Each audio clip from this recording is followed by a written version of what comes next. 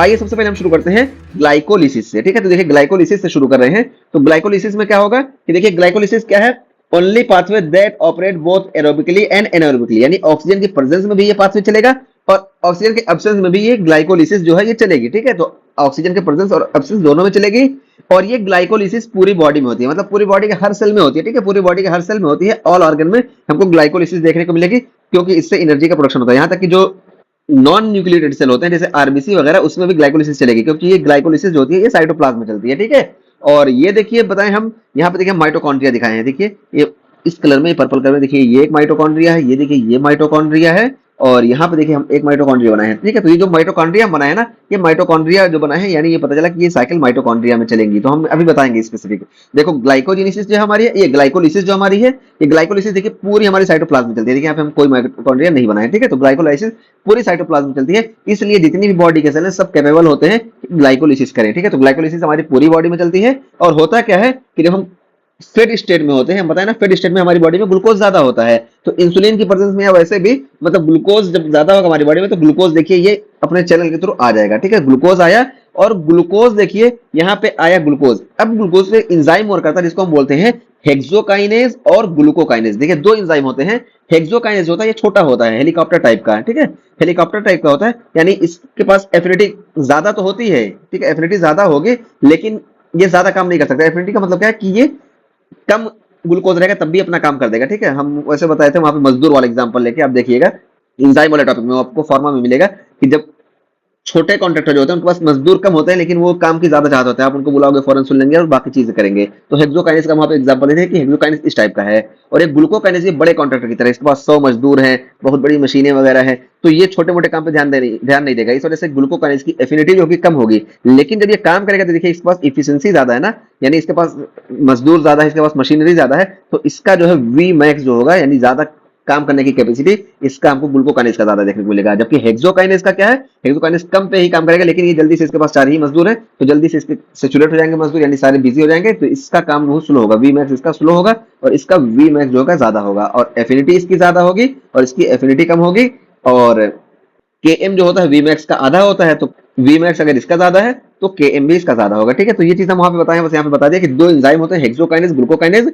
Glucokinase जो होता है ये इंसुलिन से फुल्ली रेगुलेट में होता है। ठीक है, तो इंसुलिन इसको बहुत ज्यादा स्टिमुलेट करती है, यहाँ तक कि जब फेड स्टेट होती है तो इंसुलिन ज्यादा होगा, तो न्यूक्लियस में इसके सिंथेसिस को भी स्टिमुलेट करती है इंसुलिन। ठीक है, क्योंकि ये देखिए इसमें बहुत ज्यादा कैपेसिटी होती है, बड़े टाइप का है, इस वजह से बहुत तेजी से ग्लूकोज को इधर कन्वर्ट करता है। जबकि हेक्सोकाइनेज बेस लेवल पे काम करता है, यानी ये हमारे हमेशा बराबर कछुए की तरह काम करते रहता है और जो है ग्लूकोज को ग्लूकोज 6 फॉस्फेट में कन्वर्ट करता है। ठीक है, तो बहरहाल हमारा ये स्टेप हो गया कि ग्लूकोज से ग्लूकोज 6 फॉस्फेट बन गया। ठीक है, तो यहाँ पे हेक्सोकाइनेज या ग्लूकोकाइनेज वर्क की है। ठीक है, और यहाँ पे एक एटीपी यूटिलाइज होती है। ठीक है, तो देखिए एटीपी से एडीपी बन गया, यानी एक एटीपी का यहाँ पे यूटिलाइजेशन हुआ। ठीक है, तो देखिए ग्लूकोज से ग्लूकोज 6 फॉस्फेट बन गया। अब ये ग्लूकोज 6 फॉस्फेट देखिए यहाँ पे एक एंजाइम और करता है, नाम इसका इंपॉर्टेंट नहीं है। ठीक है, फॉस्फोग्लूको आइसोमरेज, नाम इंपॉर्टेंट नहीं है, बस यहाँ पे ये जो फॉस्फोग्लूकोआइसोमेरेज एंजाइम है ये क्या करता है, ग्लूकोज 6 फॉस्फेट। देखिए ग्लूकोज क्या था, देखिए ये ग्लूकोज 6 कार्बन का कंपाउंड है। ठीक है, यहाँ पे देखिए एक एटीपी का इस्तेमाल किया और इसमें से एक फॉस्फेट ले लिया और इस फॉस्फेट को यहाँ पे जोड़ दिया, इसी वजह से इसको हम ग्लूकोज 6 फॉस्फेट बोले। तो ये ग्लूकोज 6 फॉस्फेट बन गया। और ये हमारा जो फॉस्फोग्लूकोज आइसोमरेज है ना, ये फॉस्फोग्लूकोज आइसोमरेज एंजाइम इंपॉर्टेंट नहीं है, आप इसका नाम भूल जाइए। ठीक है, ये वाला एंजाइम, हम ये वाला एंजाइम बोल रहे हैं, ये वाला एंजाइम ये ग्लूकोज 6 फॉस्फेट को फ्रक्टोज 6 फॉस्फेट में कन्वर्ट कर देगा। तो यहाँ पे क्या हुआ, इसका खाली आइसोमराइजेशन हुआ। देखिए कार्बन भी 6 है और एक फॉस्फेट ग्रुप भी यहाँ प्रेजेंट है। ठीक है, तो फॉस्फेट ग्रुप भी यहाँ पे प्रेजेंट है, तो ये हो गया हमारा आइसोमराइजेशन के बाद फ्रक्टोज 6 फॉस्फेट। और ये स्टेप क्या है ना, ये स्टेप पूछा जाता है कि first committed step of glycolysis. तो ग्लाइकोलिसिस का फर्स्ट कमिटेड स्टेप जो होता है यही होता है, क्योंकि अब यहाँ पे जो फ्रक्टोज 6 फॉस्फेट बन गया ना, इसको हर हाल में ग्लाइकोलिसिस पूरा ही करना है। ठीक है, ग्लाइकोलिसिस छोड़ के ये कहीं जा नहीं सकता। जबकि आप ग्लूकोज 6 फॉस्फेट को आप देखेंगे तो ये देखिए ग्लाइकोजेनेसिस में भी जा सकता है और एचएमपी शंट में भी जाता है। ठीक है, इसी वजह से ग्लूकोज 6 फॉस्फेट जब बना है तो ये कमिटेड स्टेप नहीं होता है। कमिटेड स्टेप हमारा जो होता है ये ग्लूकोज 6 फॉस्फेट से फ्रक्टोज 6 फॉस्फेट जो बनता है, इसी को हम पहला कमिटेड स्टेप बोलते हैं, क्योंकि अब ये बन गया ना, इसके पास अब कोई चारा नहीं है, ये ग्लाइकोलिसिस को पूरा ही करेगा। ठीक है, तो यहाँ पे देखिए बीच में से रास्ता लंबा हो सकता है, कोई बाईपास हो सकता है, लेकिन यहाँ पे पाइरुवेट इन द एंड बनता ही है। ठीक है, तो इसी वजह से इसको फ्रक्टोज 6 फॉस्फेट जो बन गया, इस स्टेप को हम बोलते हैं first committed step of glycolysis. ठीक, तो ये चीज हो गई। अब देखिए यहां से देखिए फ्रक्टोज 6 फॉस्फेट जब बना ना, ये एंजाइम इंपॉर्टेंट है, ये स्टेप इंपॉर्टेंट है, एंजाइम इंपॉर्टेंट है, सब कुछ इंपॉर्टेंट है। ठीक। तो देखिए फ्रक्टोज 6 फॉस्फेट जब बना तो यहाँ पे एक एंजाइम और करता है जिसको हम बोलते हैं फॉस्फोफ्रक्टोकाइनेज 1। ठीक है, तो देखिए फॉस्फोफ्रक्टोकाइनेज 1 क्या करता है, इस फ्रक्टोज 6 फॉस्फेट को कन्वर्ट कर देता है फ्रक्टोज 1,6 बिस फॉस्फेट में। यहाँ देखिए एक एटीपी का यूटिलाइजेशन और करेगा, इस वजह से एक फॉस्फेट और मिल गया, तो देखिए एक दो दो फॉस्फेट हो गए, तो 1,6 बिस फॉस्फेट। देखिए पहले कार्बन पे भी फॉस्फेट आ गया और देखिए 6 कार्बन पे भी फॉस्फेट आ गया, इस वजह से इसको हम बोल दिए फ्रक्टोज 1,6 बिस फॉस्फेट। ठीक है, तो फ्रक्टोज 1,6 बिस फॉस्फेट बन गया। और यहाँ पे जो एंजाइम और करता है इसको हम बोलते हैं फॉस्फोफ्रक्टोकाइनेज 1। ठीक है, तो देखिए फॉस्फोफ्रक्टोकाइनेज 1 है और ये रेट लिमिटिंग एंजाइम है ग्लाइकोलिसिस का। ठीक है, तो रेट लिमिटिंग एंजाइम है। अब रेट लिमिटिंग एंजाइम है तो इसके रेगुलेट करने वाले भी कई होंगे, अभी हम आते हैं, लेकिन पहले हम इसको पूरा कर लेते हैं। अभी आप याद रखिए कि फॉस्फोफ्रक्टोकाइनेज रेट लिमिटिंग एंजाइम है। ठीक है, फॉस्फोफ्रक्टोकाइनेज 1 भी आपको याद रखना है। ठीक है, क्योंकि एक एंजाइम होता है जिसको हम 2 बोलते हैं, अभी उसकी हम बात करेंगे। तो फॉस्फोफ्रक्टोकाइनेज 1 जो होता है ये रेट लिमिटिंग एंजाइम है, फ्रक्टोज 6 फॉस्फेट को फ्रक्टोज 1,6 बिस फॉस्फेट में कन्वर्ट कर देता है। और फिर फ्रक्टोज 1,6 बिस फॉस्फेट, देखिए यहाँ पे एल्डोलेज, देखिए एल्डोलेज इतना इंपॉर्टेंट नहीं है। ठीक है, तो ये एल्डोलेज यहाँ पे वर्क करता है और ये एल्डोलेज देखिए इस फ्रक्टोज 1,6 बिस फॉस्फेट जो कि 6 कार्बन कंपाउंड है, इसको देखिए 3-3 कार्बन में कन्वर्ट कर देता है। ठीक है, तो देखिए 3-3 कार्बन में एक को हम बोलते हैं ग्लिसरल एल्डिहाइड 3 फॉस्फेट और दूसरे को हम बोलते हैं डाइहाइड्रो एसीटोन फॉस्फेट। ठीक है, तो देखिए डाइहाइड्रो acetone phosphate in the end ये भी यही बनता है। ठीक है, तो यहाँ पे देखिए ये जो हुआ आपको इस पाथवे से भी यहाँ पे देखने को मिलेगा, इस पाथवे से भी देखने को मिलेगा। ठीक है, तो पता क्या चला कि फ्रक्टोज 1,6 बिस फॉस्फेट जो कन्वर्ट होगा ये 2 ग्लिसरल एल्डिहाइड 3 फॉस्फेट में कन्वर्ट होगा। ठीक है, एक इस पाथवे से आ जाएगा और एक डायरेक्ट आ जाएगा और यहाँ पे एंजाइम वही वर्क करेगा जो एल्डोलेज है। ठीक है, तो यहाँ पे एंजाइम एल्डोलेज और क्या एंजाइम का इंपॉर्टेंट इतना नहीं है। ठीक है, हम नाम बता दिए लेकिन इतना इंपॉर्टेंट एंजाइम नहीं है। तो यहाँ पे देखिए एल्डोलेज आ गया और ये ग्लिसरल एल्डिहाइड 3 फॉस्फेट बन गया, तो 2 मॉलिक्यूल बने ग्लिसरल एल्डिहाइड 3 फॉस्फेट के, एक डायरेक्ट और एक इधर से। ठीक है, अब आगे जितने भी स्टेप होंगे सब 2-2 होंगे। ठीक है, तो यहाँ पे एक दिखाया गया है, अब एक दिखा रहे हैं और बाकी साइड में एक पैरेलल और चलेगा। तो हम एक बताएंगे, आप दूसरा समझ लीजिएगा, या आपको हम ऐसे दिखा देंगे तो आप कंफ्यूज रहेंगे। यहाँ से देखिए एक स्टेप और ऐसे चलेगा। ठीक है, यहाँ पे पाइरूवेट बन जाएगा। तो ये हो गया। अब देखिए ग्लिसरल एल्डिहाइड 3 फॉस्फेट से यहाँ पे एंजाइम वर्क करता है जिसको हम बोलते हैं ग्लिसरल एल्डिहाइड 3 फॉस्फेट डिहाइड्रोजनेज। अच्छा, यहाँ पे देखिए हम शुरू में आपको एक चीज और बता दें, यहाँ से आइए, ये देखिए ये जो हम पीछे भी बात करके आए थे ना, ये एंजाइम के टर्मिनोलॉजी थे कैसे हम इसको इस्तेमाल करते हैं। देखिए काइनेज वो एंजाइम होते हैं जो फॉस्फेट को ऐड करते हैं। ठीक है, फॉस्फेट को ऐड करते हैं लेकिन ये एटीपी का इस्तेमाल करते हैं। ठीक है, यानी एटीपी या एडीपी से फॉस्फेट को निकालते हैं, इसको हम काइनेज बोलते हैं। और वो एंजाइम जो फॉस्फेट तो ऐड करते हैं लेकिन एटीपी का नहीं बल्कि इनऑर्गेनिक फॉस्फेट वगैरह को ऐड करते हैं, यानी फ्री फॉस्फेट को, उसको हम फॉस्फोराइलेज बोलते हैं। ठीक है, तो देखिए काइनेज में हमारा फॉस्फोफ्रक्टोकाइनेज है, देखिए यहाँ पे दिखाएं फॉस्फोफ्रक्टोकाइनेज, ये देखिए फॉस्फोफ्रक्टोकाइनेज हम बताए ना कि ये रेट लिमिटिंग एंजाइम है और ये देखिए एटीपी का इस्तेमाल करके यहाँ पे इसको जो है यहाँ पे फॉस्फेट ऐड कर रहा है। ठीक है, तो ये हो गया। और फॉस्फोराइलेज, ये देखिए कहाँ गया फॉस्फोराइलेज, ये फॉस्फोराइलेज जो होता है ये इनऑर्गेनिक फॉस्फेट को ऐड करता है लेकिन यहाँ पे एटीपी का इस्तेमाल नहीं होता है, फ्री फॉस्फेट जो होता है उसको ऐड करता है, जैसे ग्लाइकोजन फॉस्फोराइलेज। यहाँ पे देखिए, ये देखिए ग्लाइकोजन जब होता है ना, ग्लाइकोजन, तो ग्लाइकोजन जो होता है ग्लूकोज में एक फ्री फॉस्फेट को ऐड कर देता है और यहाँ पे देखिए ये जो होता है ग्लूकोज, ये ग्लूकोज 1 फॉस्फेट में बन जाता है। तो इसको हम बताएंगे, बहरहाल अब ये नाम आ गया तो यहाँ पे बता दिए। और उसके बाद देखिए हमारा फॉस्फेटेज, फॉस्फेटेज क्या होता है, ये देखिए ये दोनों फॉस्फेट ऐड कर रहे थे और फॉस्फेटेज जो होता है ये फॉस्फेट को रिमूव करता है। देखिए remove phosphate group from substrate, तो सबस्ट्रेट से फॉस्फेट को रिमूव करता है, जैसे फ्रक्टोज 1,6 फॉस्फेट। अभी इसका जहां पे जरूरत आएगी हम बताएंगे, एग्जांपल लेके चल रहे हैं। ठीक है, और डिहाइड्रोजिनेज, देखिए डिहाइड्रोजिनेज क्या करता है, कैटेलाइजेस ऑक्सीडेशन रिडक्शन रिएक्शन। ठीक है, ऑक्सीडेशन रिडक्शन रिएक्शन को ये कैटेलाइज करता है, जैसे पाइरुवेट डिहाइड्रोजिनेज, अभी इसको भी हम आगे बताएंगे। और उसके बाद फिर देखिए ये हाइड्रोक्सिलेज, हाइड्रोक्सिलेज क्या करता है, हाइड्रोक्सिल ग्रुप को ये ऐड करता है, यानी OH को ऐड कर देगा सबस्ट्रेट में। ठीक है, जैसे टाइरोसिन हाइड्रोक्सिलेज है। ठीक है, और कार्बोक्सिलेज, देखिए कार्बोक्सिलेज क्या करता है, नाम से पता चलता है कि transfer carbon group with the help of biotin, biotin की मदद से ये कार्बन को ट्रांसफर करता है। ठीक है, कार्बोक्सिलेज जैसे एग्जांपल दिया गया पाइरुवेट कार्बोक्सिलेज, इसकी भी हम बात करेंगे, सबकी हम बात करते हैं। ठीक है, और म्यूटेज जो होता है ये relocate A functional group with in A molecule, molecule में जो फंक्शनल ग्रुप होता है उसको इधर से उधर, यानी जैसे आइसोमराइजेशन वगैरह तो वैसे ही काम करता है। और सिंथेज या सिंथेटेज क्या करता है कि join 2 molecule together using a source of energy.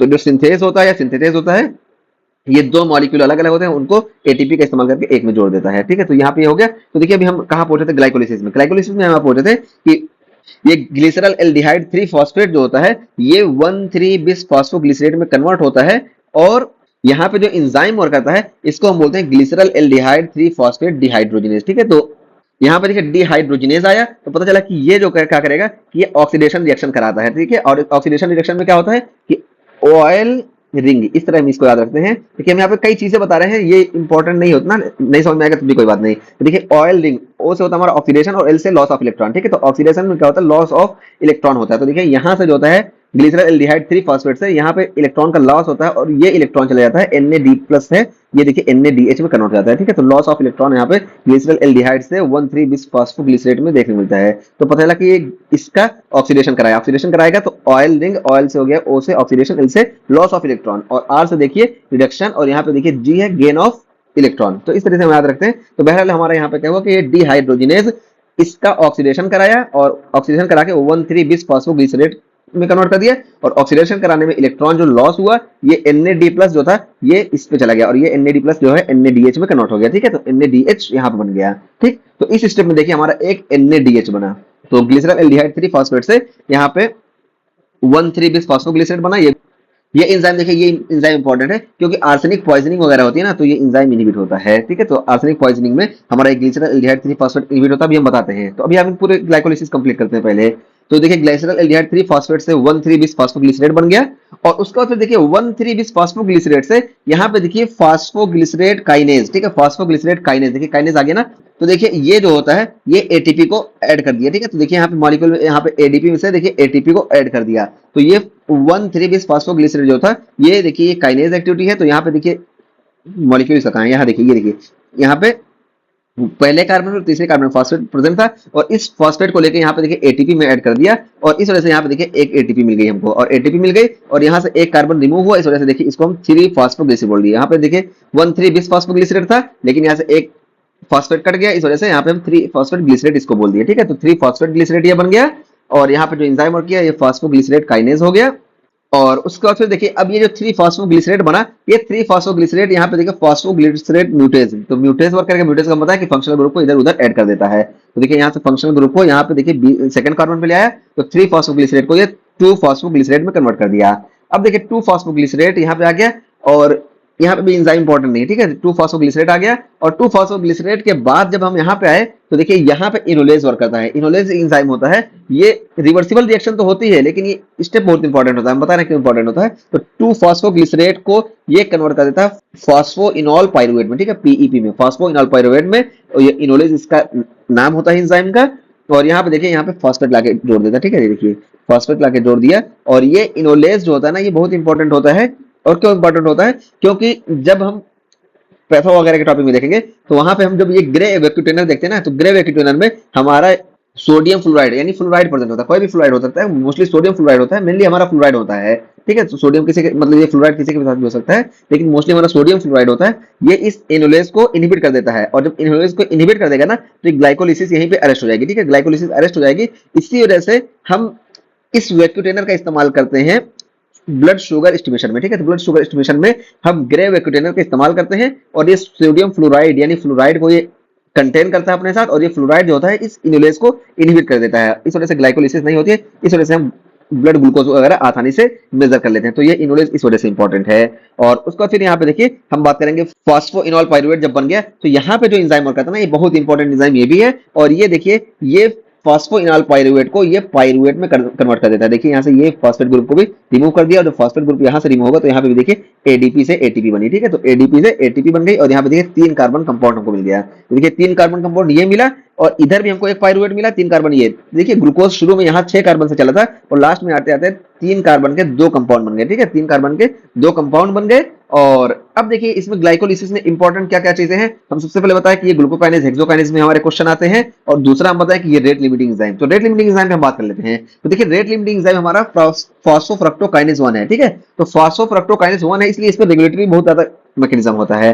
तो देखिए फॉस्फोफ्रक्टोकाइनेज क्या करता है, इस फ्रक्टोज पे एटीपी का इस्तेमाल करके एक और फॉस्फेट ऐड कर देता है। तो यहाँ पे ये बना, और ये देखिए इस फ्रक्टोज 6 फॉस्फेट से ना यहाँ पे एक एंजाइम और करता है जिसको हम बोलते हैं फॉस्फोफ्रक्टोकाइनेज 2, ठीक है। तो देखिए फॉस्फोफ्रक्टोकाइनेज 2 एक एंजाइम होता है यहाँ पे। ये फॉस्फोफ्रक्टोकाइनेज 1 हम बात करें जो रेट लिमिटिंग एंजाइम होता है, लेकिन इसी फ्रक्टोज 1,6 बिस्फॉस्फोनेट का एक बाई प्रोडक्ट बनता है, लगभग 1% ये बनता है।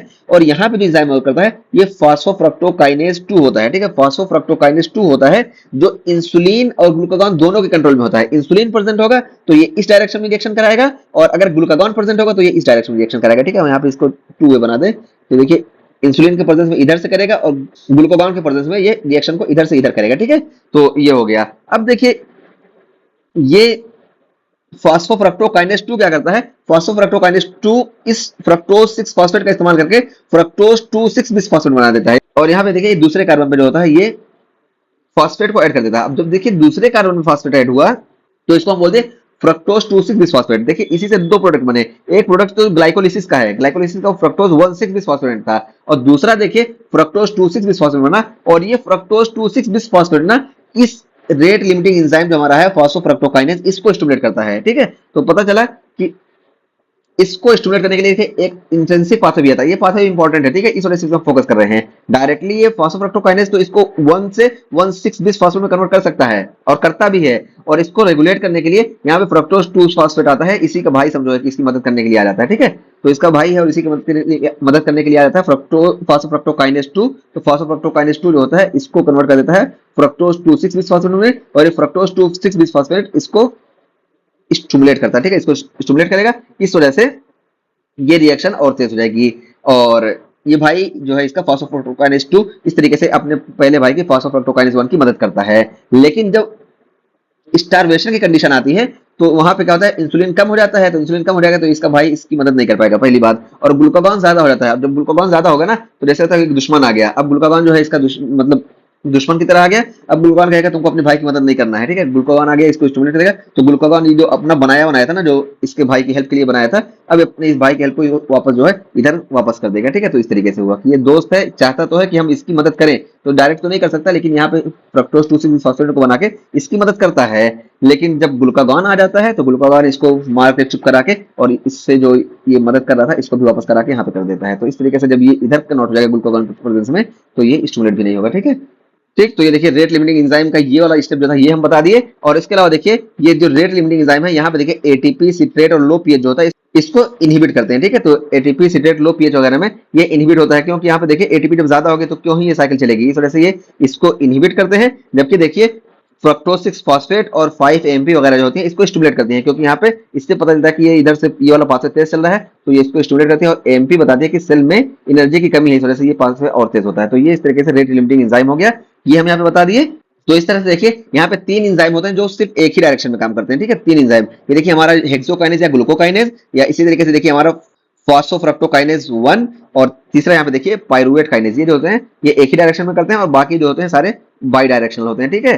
तो ये चीज हो गई। और यहाँ पे एनर्जी प्रोडक्शन अगर हम देखें, ठीक है, तो एनर्जी प्रोडक्शन अगर हम देखेंगे तो देखिए खपत कितनी हुई, तो खपत आप देखिए एक एटीपी की यहाँ पे खपत हुई और एक एटीपी की यहाँ पे खपत हुई, तो 2 एटीपी का यूटिलाइजेशन हुआ, ठीक है।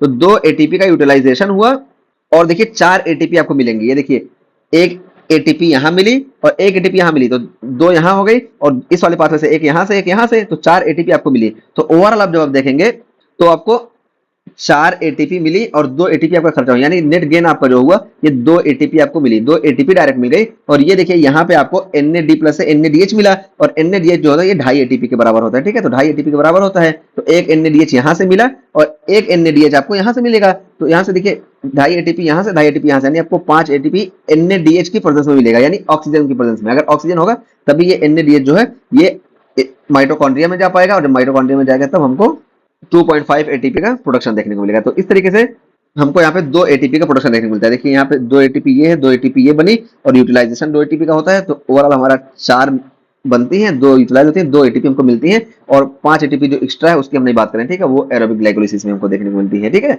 तो यहाँ तक हम पाइरुवेट तक आ गए। और उसके बाद देखिए बीच में जो 1-2 पाथवे होते हैं इसको भी हम यहाँ पे रिलेट कर दे रहे हैं।